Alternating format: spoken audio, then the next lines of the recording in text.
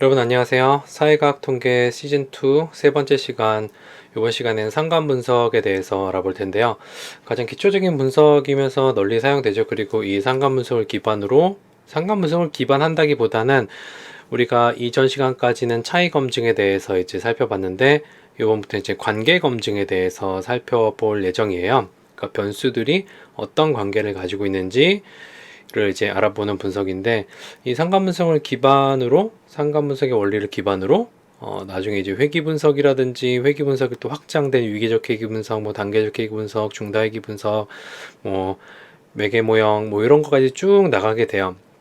그리고 다른 통계와 달리 상관 분석은 약간 추론 통계와 기술 통계 사이에 있는 분석이라고 얘기를 할 수가 있는데, 어쨌든 변수들의 관계를 살펴보는 가장 기본적인 분석 방법이에요. 여러분들이 지금까지 했었던 뭐 두 개밖에 안 했죠. 1원 분선 분석이랑 2원 분선 분석밖에 안 했는데, 그거랑 이제 조금 다른 분석이고, 가장 쉬워요. 어떻게 보면 여러 가지 여러분들이 실제로 논문 작성하든지 아니면 SPSS 하든지 이런 여러 가지 분석들 중에 가장 쉬운 분석이라고 얘기할 수 있습니다. 자, 상관 분석에 대해서 한번 살펴볼게요. 뭐 기대 수명은 알코올 소모량과 관련성이 있는가? 타인에 대한 호감도는 신체적 매력과 관련성이 있는가? 과제 수행의 정확도는 과제 수행의 반응 속도와 관련성을 가지는가?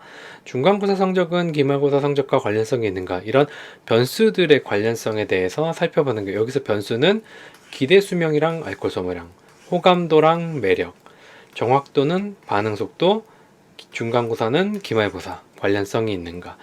여기서 이제 관련성이라고 이야기를 하는 거는 어떤 영향을 주는 게 아니라 이 양 변수들 간의 단순한 관계에 대해서만 설명을 하는 거예요. 그러니까 여기서는 상관 분석은 방향성은 없어요. 상관 분석에서는. 그래서 뭐 원인이 된다, 결과가 된다, 이런 얘기는 할 수가 없습니다. 자세한 얘기는 우리가 뒤에서 이제 조금씩 더 살펴보기로 하고, 자, 상관 분석. 두 장이 넘어가 버렸네요. 상관. 두 변수 혹은 그 이상의 변수들 간의 관계를 이야기를 하는 거예요. 관계. 우리가 관계라고 이야기를 하는 거는 항상 여러분들 머릿속에 넣어둬야 될 거는 이거예요. 양방향. 두 가지 변수가 서로 관계되어 있는 정도라고. 이 정도는 뭐 강하냐, 약하냐, 부적이냐, 정적이냐, 뭐 이런 것들을 이제 요거는 방향이지. 정도와 방향을 이제 알 수가 있고, 변수 하나의 상대적 위치와 다른 변수의 상대적 위치와 관련성을 나타내요. 왜 상대적 위치냐는 우리가 조금 이따가 그림으로 살펴볼 거예요. 자, 기대 수명과 알코올 소모량, 타인에 대한 호감도와 신체적 매력, 정확도와 반응 속도, 중간고사와 기말고사, 이렇게 화살표를 전부 다 양쪽 방향으로 했다라는 거를 항상 머릿속에 기억을 해두세요. 상관 분석에서는. 자, 어떤 변수들의 관계를 우리가 표현하기 위해서는 그림으로 변수 간 관련성을 나타내는 방법이 있고, 숫자로 관련성을 나타내는 방법이 있어요. 그림으로 나타내는 거는 산포도가 있고, 숫자로 나타내는 거는 공분산과 우리가 이번 시간에 배울 상관계수 두 가지가 있습니다. 그러면 이제 눈치를 채겠지만 이게 요거로 바뀐다라는 거죠. 자, 산포도 그림으로 어떻게 나타나는지를 한번 볼게요. 개별값 자료를 2차원 공간에 표시를 한 거예요. 이런 식으로 점이 막 이렇게 흩뿌려져 있죠. 이렇게 우리가 이제 고구마 모양으로 이런 식으로 이제 좀 나타날 수가 있어요. 두 변수 사이를 직관적으로 파악할 수가 있죠. 어떻게 직관적으로? 변수가 이게, 자, 관계 검증은 변수들의 어떤 척도의 형태가, 측정의 그 형태가 어떻게 된다 그랬어요? 얘가 연속 변수고 얘가 연속 변수예요. 그러면 이들의 관계를 어떻게 해석할 수가 있어요? 이 x라는 변수가 증가함에 따라서 y라는 변수도 같이 증가한다로 우리가 해석을 할 수가 있죠. 자, 이 산포도를 통해서 우리가 또 알 수 있는 거는 상관의 기본 가정을 점검할 수가 있어요. 기본 가정은 이제 선형성 점검, 선형적인 형태를 우리가 요약해서 설명을 할 수가 있죠. 그리고 극단치를 식별할 수가 있습니다. 언제나 극단치가 매번 문제가 되는 거긴 한데, 여기 펜이 있구나. 자, 이렇게 극단치, 점이 이런데 이렇게 찍혀 있거나, 이런데 찍혀 있거나, 이런 것들을 실제로 눈으로 확 볼 수 있죠. 우리가 스프레드시트에서 숫자로 이렇게 쭉 돼 있으면 뭐가 극단치인지는 계속 뭐 줄을 아래 내려봐야지만 이게 생각보다 큰 점수가 나왔네? 뭐 이렇게 얘기할 수 있는데, 그림으로 보면 어때요? 딱 눈에 띄죠? 직관적으로 표현할 수 있고, 두 변수의 관련성의 형태를 점검을 할 수가 있습니다. 직선적으로 되어 있네? 뭐 위로 가네? 아니 뭐 이런 식으로 되어 있으면 아래로 가네? 뭐 이렇게 이제 직관적으로 파악할 수 있는 장점이 있는데, 문제는 뭐냐면 그래서 얘가 간단히 말해서 뭔데라고 이야기를 할 수가 없어요. 우리는 항상 간단한 걸 원해요. 통계에서는 세 줄 요약도 아니고 딱 숫자 하나로 말해주길 원한단 말이에요. 그래서 우리가 뭘 만들었냐면 공분산이라는 걸 만들었어요. 공분산이라고 얘기하는 두 변수가 같이 이제 두 변수가 결합해서 서로 흩어져 있는 정도를 이야기를 하는데, 공분산을 계산하는 과정은 x라는 점수가 이렇게 쭉 있고 y라는 점수가 쭉 있으면은 얘네들의 편차를 구해요. x의 편차, y의 편차를 구한 다음에 x와의 편차를 곱을 해줘요. 자, 이 과정이 단순히 x와 y를 여기 1,2잖아요. 1,2, 그 다음에 2,1 이런 식으로 점을 다 찍어주는 거예요. 일단은 그럼 이게 뭐예요? 이게 산포도예요. 산포도로 나타낼 수 있고, 걔를 갖다가 어떻게 하냐? 자, 평균 x의 평균에서 빼주고 y의 평균에서 빼주게 되면은 뭐가 나와요? 각각의 평균에서 빼주면 얼마나 떨어져 있는 값이 마이너스 4.88에서 마이너스 4.88, 마이너스 3.76 마이너스 4.88 뭐 대충 여기에다 3.76이면 요 점수죠. 이 값이 이렇게 된 거예요. 자, 그러면 평균을 기준으로 평균을 이제 0,0으로 바꾼 상태에서 점들이 흩어진 정도를 이제 나타내 주게 되는 거죠. 그랬을 때 요 편차가 있고 요 편차가 있고 요 편차가 있고 요 편차가 있고 x에 대한 편차랑 y에 대한 편차를 각각 어떻게 해줘요? 곱해주는 거예요. 곱해주면 우리가 또 봤던 요 사각형이 나와요. 우리가 분산에서도 봤고, 그 다음에 이제 이론 분산 분석, 그것도 이제 분산이니까 분산 분석 받고 다 곱해준 다음에 얘를 어떻게 한다? 다 더해주는 거예요. 그럼 우리가 이제 요 네모 더하기, 요 네모 더하기, 요 네모 더하기, 요 네모 더하기, 이런 네모 더하기가 다 나오겠죠? 뭐 어떤 형태로든 나오겠죠? 얘를 다시 어떻게 해요? 자유도로 나눠줘요. 자유도로 나눠준 얘가 뭐예요? 다 더해준 게 sum of square인데, 이거를 자유도로 나눠주게 되면은 뭐가 된다? 어떤 분산의 의미를 가지게 되는 거죠. 근데 이 분산은 어떤 분산이다? 공분산이라고 이야기해요. 왜 공분산이냐면 우리는 여태까지 변수 하나만 가지고 분산을 구했어요. 그쵸? 근데 얘는 x하고 y라는 두 가지 변수가 같이 고려된 분산이기 때문에 공분산이라고 얘기를, 같이 흩어져 있는 정도이기 때문에 공분산이에요. 그 공분산을 자유도로 이제 나누게 되면은 어떻게 돼요? 4.137이라는 값이 나와요. 자, 4.137이 뭐예요? 그러면은 흩어져 있는 정도를 나타낸 값이에요. 두 변수가.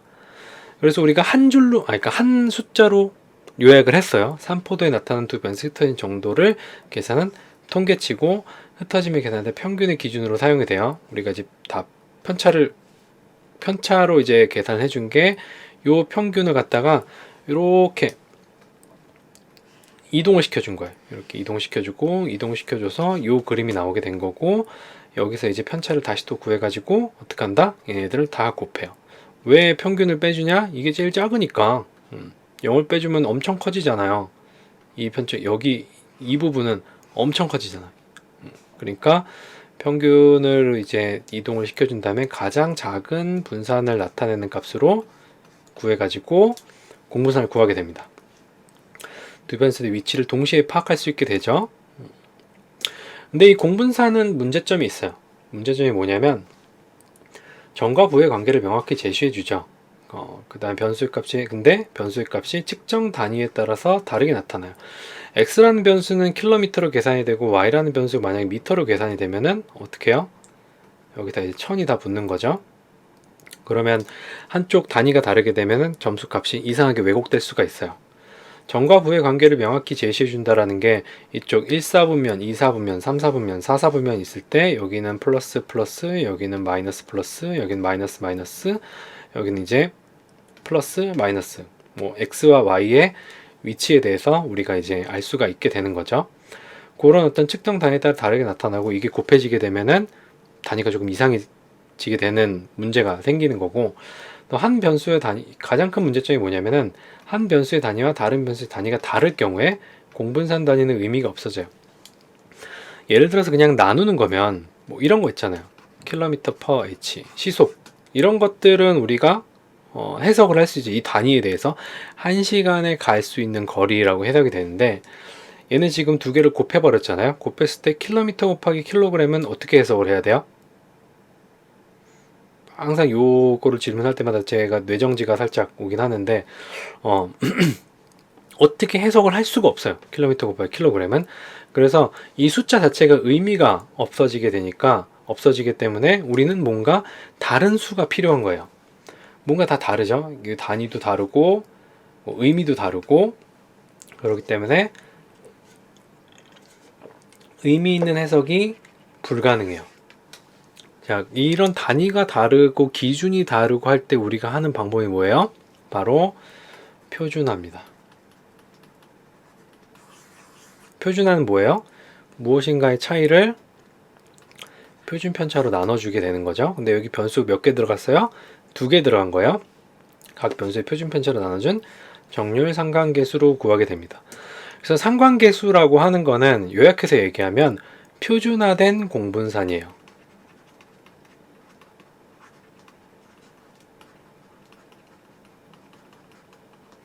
이 공분산이 제가 중요한 개념이라고 얘기한 게, 이 공분산을 가지고 우리가 굉장히 많은 것들을 할 수가 있어요. 뭐 공분산 행렬을 가지고 구조방정식 모형에도 공분산 행렬이 나오고,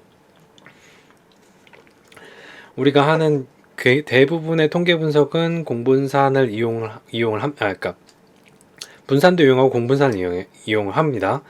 자, 공분산을 두 변수의 표준 편차로 나누어 표준화시킨 값이 뭐다? 상관계수다.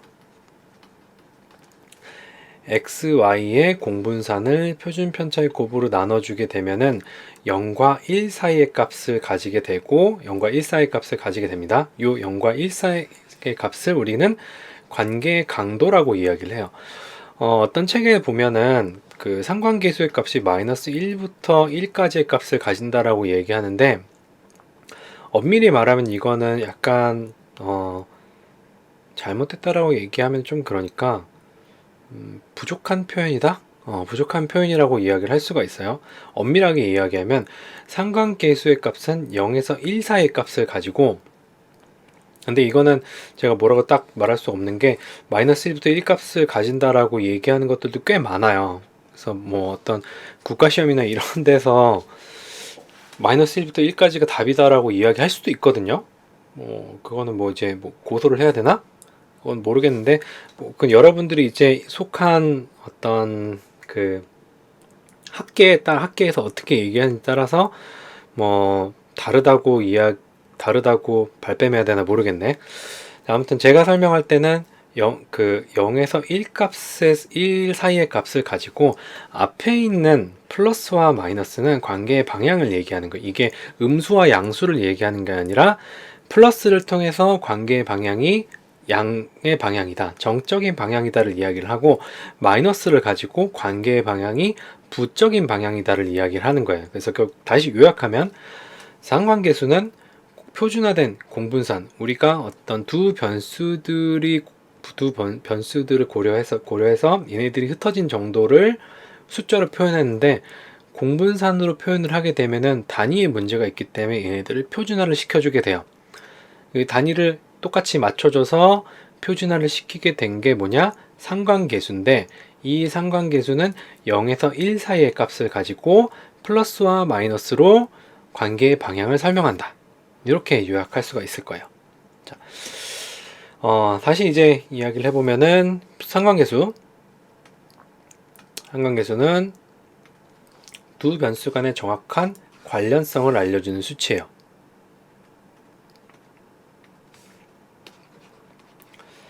관련성을 알려주는 수치고, 관계의 방향과 강도를 알 수 있어요.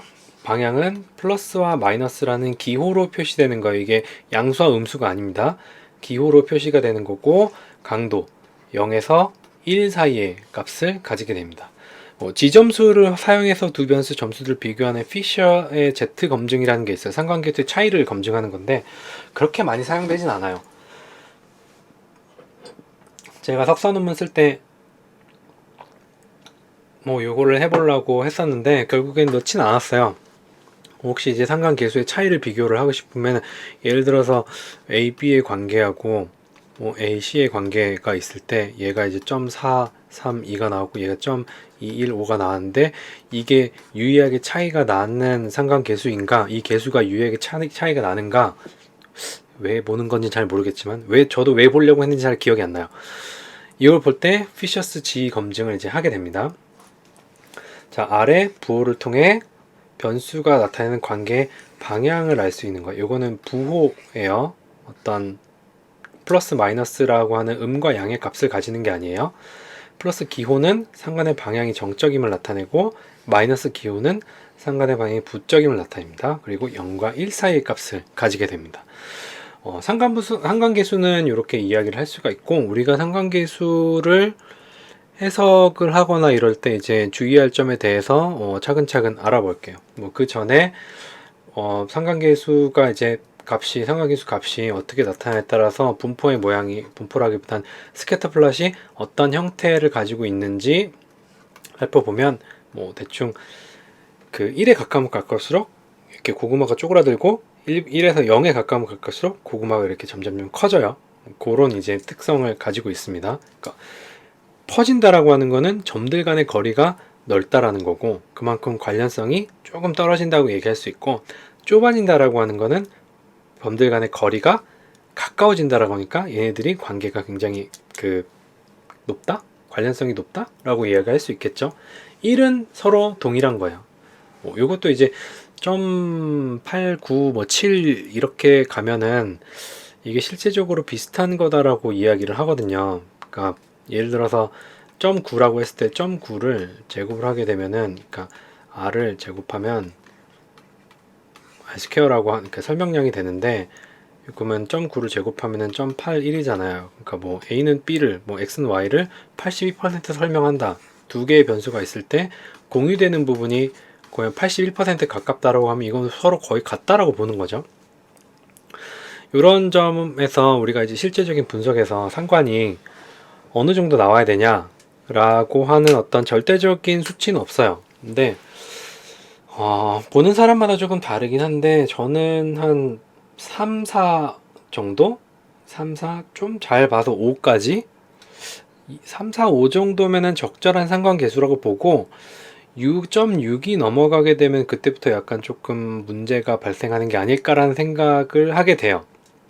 너무 서로 겹치는 부분이 많다라는 거.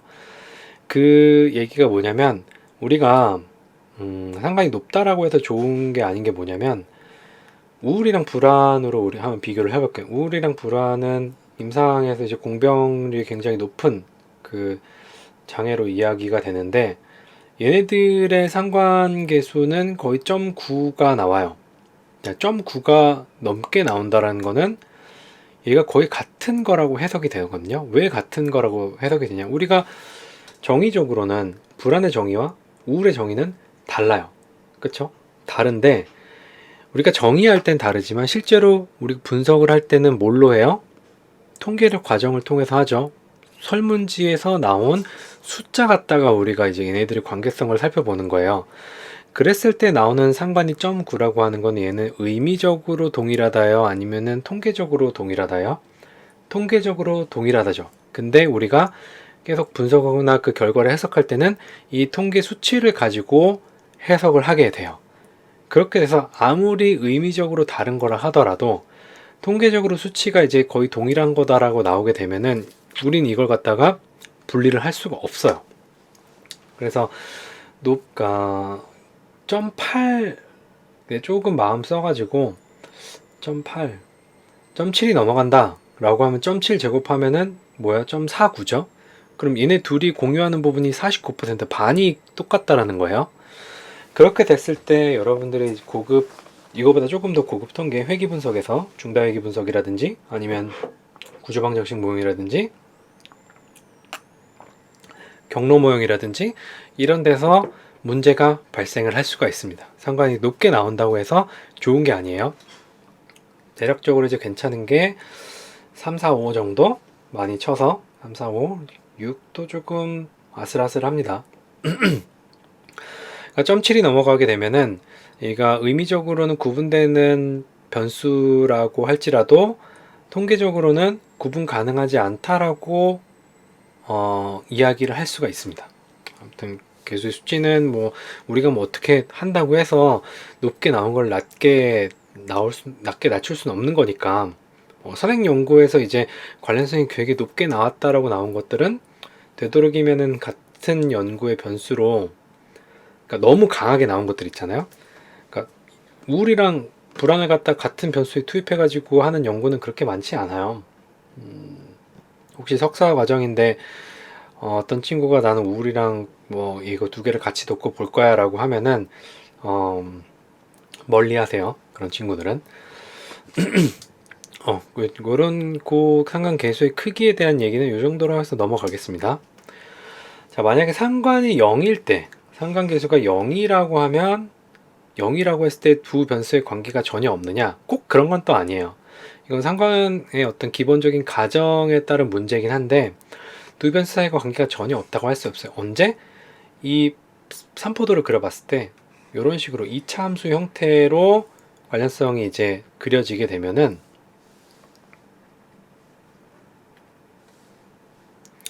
관련성이 그려지게 되면 이렇게 나타나거든요. 경향성은. 그럼 이제 0이잖아요. 기울기 0이잖아요. 0이기 때문에 상관이 0이라고 나와요. 근데 여러분들이 이거를 이제 확인해 보려면 뭘 봐야 돼요? 우리가 잘 살펴보지 않는 삼포도를 한번 그려봐야 돼요. 그러니까 분석할 때 이런 경우가 그렇게 많지 않기 때문에 우리가 분석을 할 때 그 삼포도를 잘 안 그려보긴 하는데 뭐 시간 별로 걸리지 않은 거니까 여러분들이 관계 검증을 한다고 할 때는 항상 삼포도를 한번 그려보고 변수들이 어떤 형태로 나열되어 있는지 극단체가 있는지 없는지 이런 걸 한번 점검해 볼 필요가 있습니다. 요거에 대해서는 이 뒤에 조금 더 자세하게 이야기를 할 거예요. 자, 상관계수를 해석하는 거, 상관계수 해석을 인과적 관계로 해석할 수 없다. 자, 인과적 관계는 이렇게 표시가 되고 상관은 이렇게 표시가 돼요. 제가 계속 이 양방향 화살표를 기억하고 있으라고 한 얘기가 이것 때문에 그래요. 뭐의 원인이다라고는 이야기를 할 수가 없어요. 상관에서는 두 변수가 서로 관련되어 있다를 이야기를 하는 거지. 자, 구체적으로 상관계수 크기에 영향을 주는 요인들에 대해서 한번 살펴볼게요. 범위 제한, 비선형 효과, 이질적인 두 개의 하위 집단, 극단치, 측정 도구의 신뢰도 이렇게 이제 나눌 수가 있는데, 자, 세부적으로 한번 살펴보겠습니다. 범위 제한, 변수들이 변화할 수 있는 정도의 제한을 가함으로써 상관계수 크기를 작게 한다. 작게 한다 뿐만 아니라 이제 변화시킨다. 그럴 일은 없겠지만 여러분들이 어떤 연구를 할 때 여기만 딱 잘라가지고 상관을 보겠다. 나는 좀 점수가 높은 애들만 가지고 상관을 보겠다. 이럴 일은 없겠죠. 이렇게 범위를 제한을 할 때 상관계수는 뭐에 따른 거예요? 어떤 그 점수들끼리의 거리를 기반으로 한 분석이에요. 그랬기 때문에 얘를 갖다가 이쪽은 굉장히 밀집되어 있고 이쪽은 굉장히 뿅뿅뿅 넓어요. 그럼 당연히 상관계수가 작아지겠죠. 그러니까 연속 변수의 경우에 여러분들이 제가 그 점수들 자르지 말라 그랬잖아요. 자르게 되면 이런 문제가 생겨요. 그래서 범위 제한 하지 말고, 자, 비선형 효과. 아까 얘기했던 건데, 피어슨 상관계수는 선형관계를 가정하기 때문에 비선형 관계를 설명하지 못하고 관계를 왜곡하죠.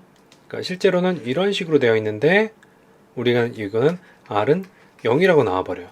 이런 그래프가 언제 나올까요? 이런 그래프가 여러분 한 번쯤 봤을지 모르겠지만 각성 수준에 따른 어떤 그 수행이라고 하면 그 어떤 행위에 대한 결과를 이야기를 하죠. 문제 공부라든지 이런 거 각성이 낮으면은 당연히 수행이 굉장히 낮아요. 근데 각성이 너무 높아도 수행이 굉장히 낮아요. 적절히 각성됐을 때 수행이 가장 높다. 이런 그 이야기를 심리학 개론식이나 다른 어떤 수업에서 여러분 한 번쯤은 들어봤을 거예요. 그랬을 때 이런 2차 함수의 형태의 그 분포가 나올 수가 있다는 거죠. 뭐 여러분들이 하는 연구에서 이런 2차 함수의 분포가 2차 함수 형태의 분포가 비선형 형태의 분포가 나올 일은 많이는 없지만 혹시나 상관이 0이 나왔다라고 했을 때 한번 분포를 이제 산포들을 그려보고 이게 그런 거 아닐까라고 확인해 볼 수도 있겠죠. 꼭 0이 나왔다고 해서 관련성이 아예 없는 건 아니에요. 근데 대부분 상황에서 0에 가까우면은 뭐 이렇게 일자로 이렇게 있거나 뭐 아니면 한 곳에 이렇게 막 몰려갖고 이렇게 있거나 뭐 이런 것만 나와요. 이런 걸 우리가 이제 연구에서 발견할 일은 그렇게 많지가 않다는 거.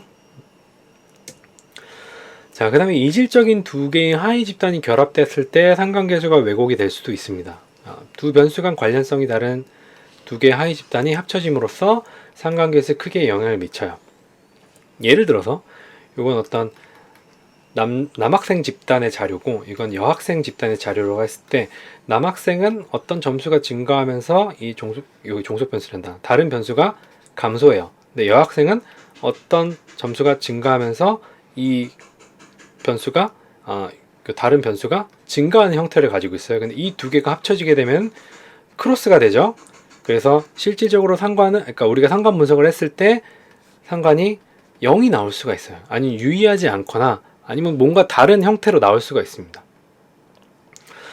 그랬을 때 상관계에서 크게 이제 영향을 미치게 되는데 이런 경우에는 여러분들이 분석을 왜 이렇게 나타나냐면 첫 번째 여러분들이 선행 연구를 잘 읽어보지 않았기 때문에 그럴 수 있어요. 어떤 변수를 갖다가 이제 뭐 음주량이라고 했을 때 예를 들어 음주량이라는 우리가 어떤 변수를 이제 음주량하고 그 다음에 아까 뭐였지? 기대수명? 음주량이랑 기대수명이라는 거를 명의 관계를 보고자 해요. 음주량이랑 기대수명이랑 보고자 하는데 이게 이제 뭐 학생들한테 기대수명이라니까 좀 그렇긴 하다. 다른 걸로 할게요.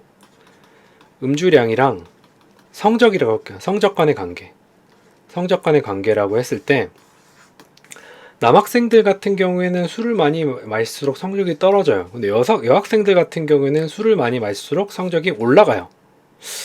좋네. 그러면 그렇다고 했을 때 선행 연구에서 만약 음주량과 성적에 따라서 뭐 남녀 차이가 있을 수 있다라는 선행 연구가 있을 수도 있어요.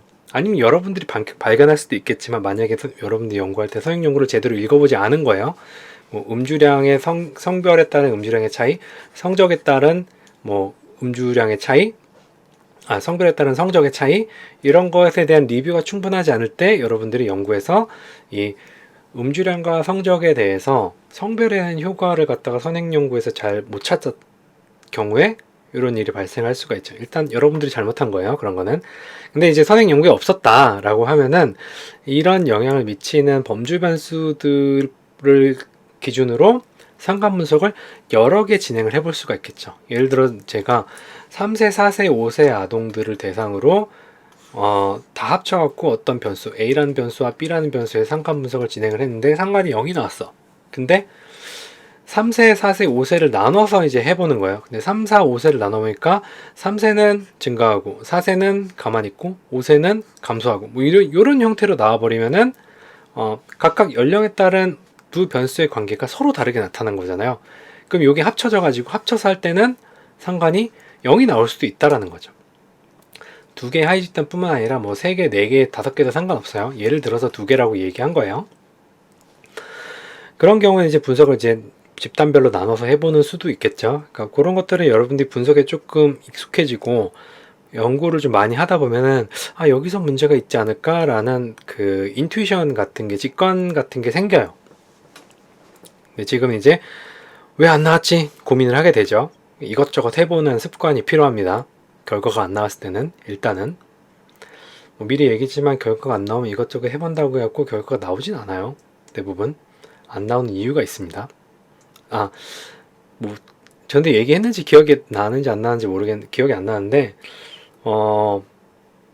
여러분들 어떤 분석을 했는데 결과가 안 나오잖아요. 그럼 다른 어떤 분석을 해도 결과가 안 나와요. 대부분은.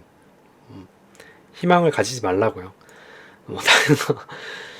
다시 뭐 다른 분석을 해본다고 해서 안 나온 결과가, 그 결과는 어쨌든 로우 데이터 자체가 어떻게 보면은 결과가 안 나오는 데이터라는 겁니다. 자, 그 다음 극단치 같은 경우에도 상관계수를 과대추궁 혹은 과소추정할 수가 있어요. 여기 이제 따로 떨어져 있으면은 거리가 굉장히 멀어지죠. 그만큼 상관계수가, 그러니까 여기는 이제 고구마가 이렇게 알싸하게 이렇게 돼 있는데, 이렇게 뚝 떨어져 있으면 고구마가 이런 식으로 되면서 점점 거리가 되게 길어지겠죠. 그럼 상관계수가 낮아져요. 뭐 이런 경우에는 어떻게 할까? 뭐 여기는 한두 개 있으면은 뭐 지우거나 뭐 그 다른 어떤 이론적 배경을 통해서 없앨 수 있는데, 만약에 여기 집단이 이렇게 있어요. 이렇게 하게 되면은 이질적인 두 개의 집단이 있는 거라고도 얘기할 수 있겠죠. 우리가 좀 아까 얘기했던 것처럼, 이것처럼 여기는 이렇게 하는 집단이 있고 여기 이렇게 몰려있는 집단이 있죠. 그럴 경우에도 이제 뭐 나눠서 분석을 해보는 게, 얘네들은 어떤 애들인가.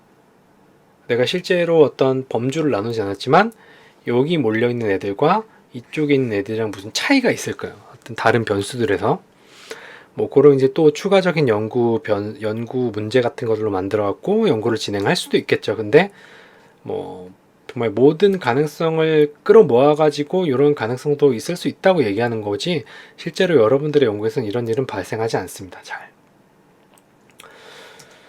그리고 측정도의 신뢰도 같은 경우에 신뢰도가 낮아질수록 상관계수의 추정치도 작아진다라고 얘기하는데, 여러분들이 이제 신뢰도하고 이제 같이 따라오는 타당도에 대한 개념이 뭐 있을 수도 있고 없을 수도 있는데, 간단히 설명하게 되면 신뢰도라고 하는 거는 점수가 일관되게 측정이 되느냐예요.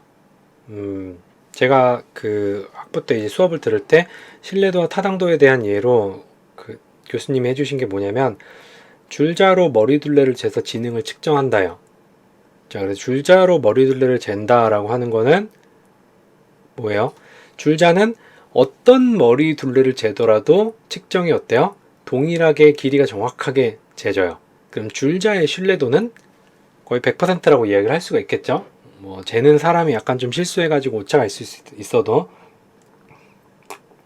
근데 줄자에서 측정된 길이로 지능을 얘기한다라는 거는 타당하지 않죠.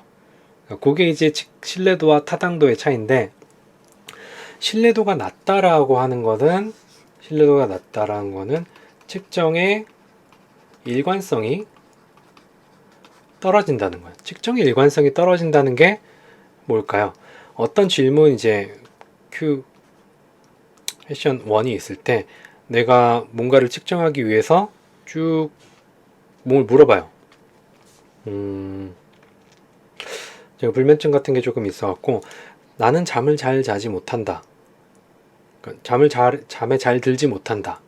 혹은 나는 잠을 잘 이루지 못한다.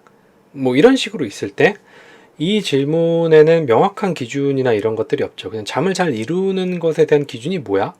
라고 이제 생각을 할 수가 있겠죠. 그래서 사람들이 예를 들어서 나는 뭐 5시간 동안 뒤척이다가 겨우 자는 사람이 있으면은 잘 이루지 못하는 건가? 뭐 했을 때 그냥 어느 날 최근에는 비교적 좀 잠을 잘 이뤘어요. 뭐 그러면은 아닌 것 같은데? 라고 해서 이제 1번 이렇게 체크하고, 예를 들어서 요 질문이 일관되게 나오려면은, 일관된다라는 거는 내가 관심 있는 어떤 불면증 환자 집단한테는 4번, 5번, 4번, 5번이 다 동일하게 나와야 되는데, 이건 내가 표지비를 잘못해서 그럴 수도 있긴 한데 1번, 5번, 1번, 5번, 1번, 5번, 1번 이렇게 나오면은 이게 동일하게 일관된 측정이 되는 게 아니죠. 그러니까 신뢰도가 낮아질 수밖에 없어요. 신뢰도 1, 5, 1, 5 이렇게 나오게 되면 분산이 어떻게 돼요? 늘어나게 되죠. 오차가 늘어나게 되는 거고, 그러면 상관계수 값이 작아지게 되는 거죠.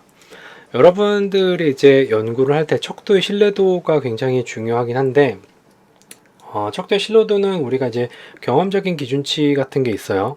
보통 0.7보다는 높아야지만, 뭐 이걸 크롬바우 알파라고 얘기하는데, 0.7보다는 높아야지만 대충 오케이, 뭐 괜찮아, 8, 9가 되면은 굿 이렇게 되는데, 요거보다 낮아지게 되면 조금 문제가 생겨요. 당연히 신뢰도가 낮아질수록 뭐가 올라가요? 오차가 늘어나게 되고, 오차가 늘어나게 되면 오차의 편차라든지 이런 게 늘어나게 되는 거죠. 그럼 분포가 어떻게 돼요? 이렇게 퍼져요. 퍼지면 어떻게 돼요?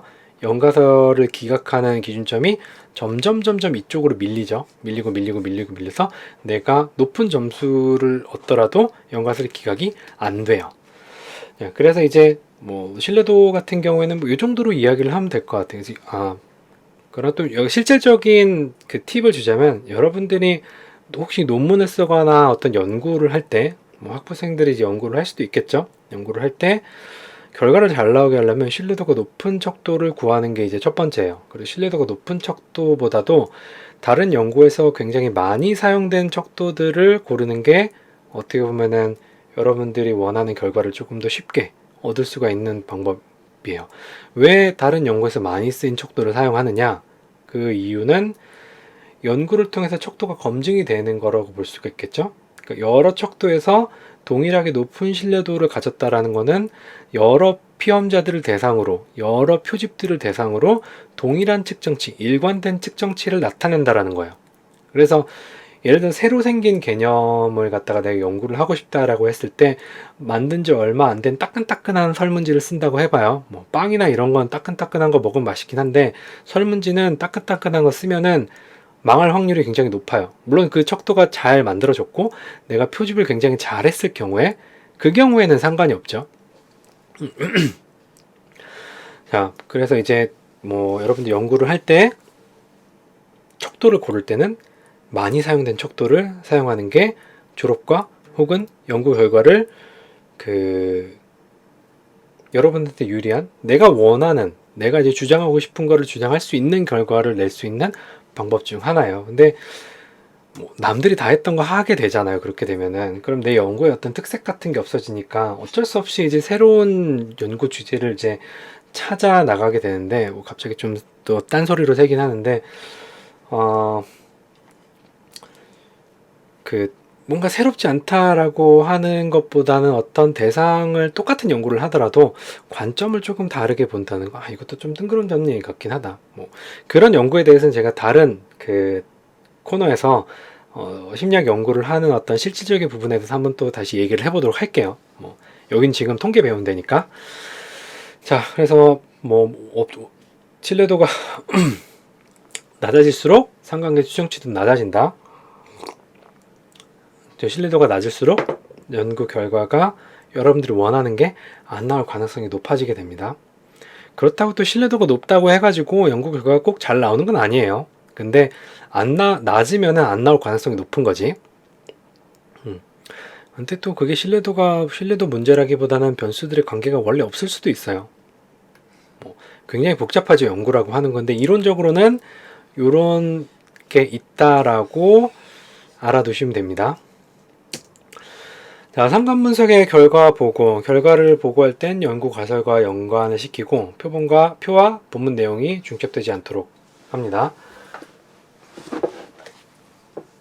값을 단순히 보고하는 것보다는 그 값이 의미하는 것을 해석을 해야 돼요.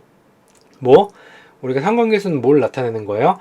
관계의 강도랑 관계의 방향성, 그 다음에 그 계수가 유의한지 유의하지 않은지, 요거 세 개를 보고를 하는 거예요. 방향성, 정적이냐, 부적이냐, 정도, 0에서 1까지, 관계 통계 유의성, 별이 떴냐, 안 떴냐.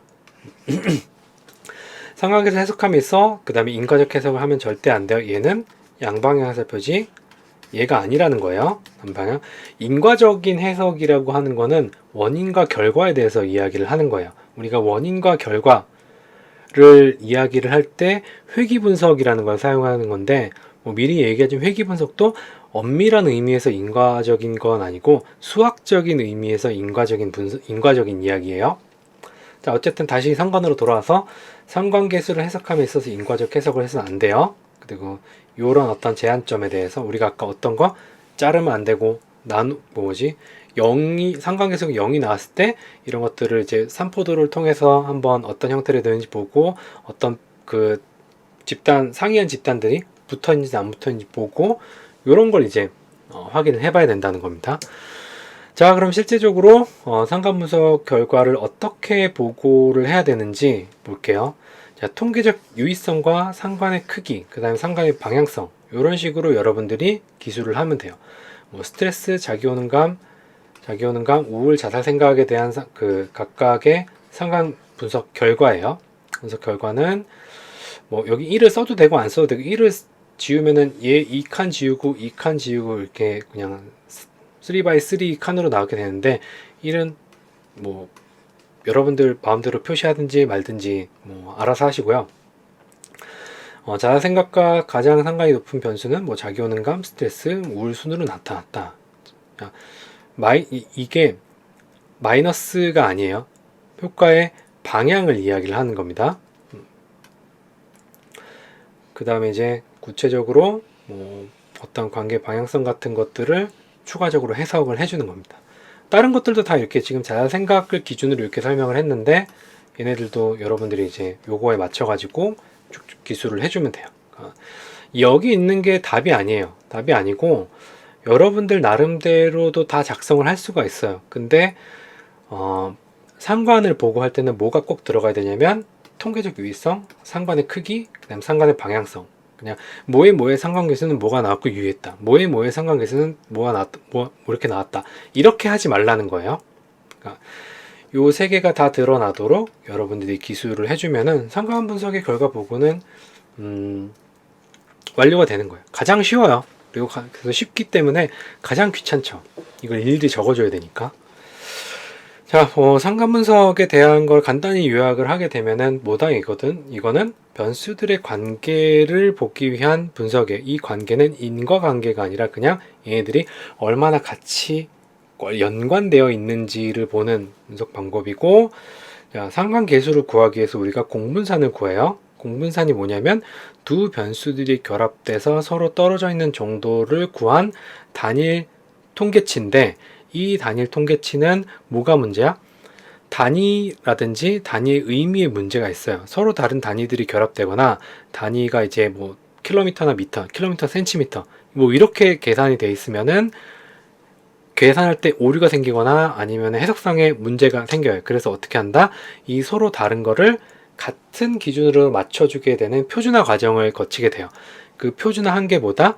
공분산을 표준화한 게 상관계수예요. 상관계수는 0에서 1 사이의 값의 그 크기를 가지고, 이거는 뭐다? 관계의 크기를 이야기를 해요. 얼마나 관련성이 높냐 낮냐, 크냐 작냐 얘기를 하고, 부호, 기호로서 플러스 마이너스 기호로서 뭘 표시하냐? 관계의 방향을 표시합니다. 플러스 정적이다, 마이너스 부적이다. 그 다음에 우리가 이제 그런 상관계수를 기술할 땐 뭐가 들어가야 된다? 통계적으로 유의한지, 그 다음에 상관의 크기, 그 다음에 관계의 방향, 이 세 가지가 꼭 들어가게 결과를 기술을 해주면은 상관 분석은 끝이에요. 이 정도로 상관 분석을 요약을 할 수가 있겠네요. 아마 앞에서 배웠던 분산 분석이나 이런 것보다는 훨씬 더 쉬웠죠. 쉬웠을 거라고 생각을 해요. 지금 실제로 쉽기도 하고. 자, 이 정도로 상관 분석은 요약을 하도록 하고, 이제 우리 다음에는 조금 더 어려운 분석들을 배워보도록 할게요. 예, 수고하셨습니다.